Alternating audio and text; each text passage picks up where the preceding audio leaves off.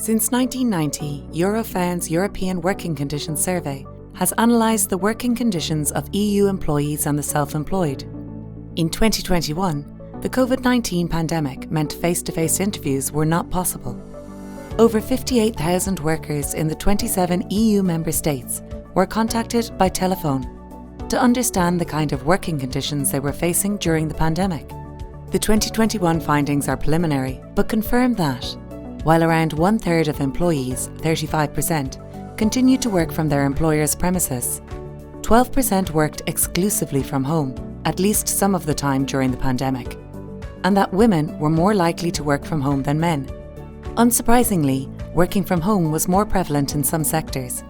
While most workers in commerce, industry and healthcare still went to work, those in financial or other services were most likely to work from home.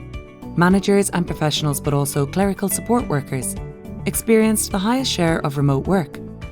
22% of managers in financial services and 30% of professionals in other services worked from home all the time during the pandemic. How did people find working from home? Many workers highlighted positive aspects like better work-life balance. For those with children at home, almost 40% felt their working hours fit in very well with family or other commitments outside of work. At the same time, higher levels of autonomy when working from home brought challenges.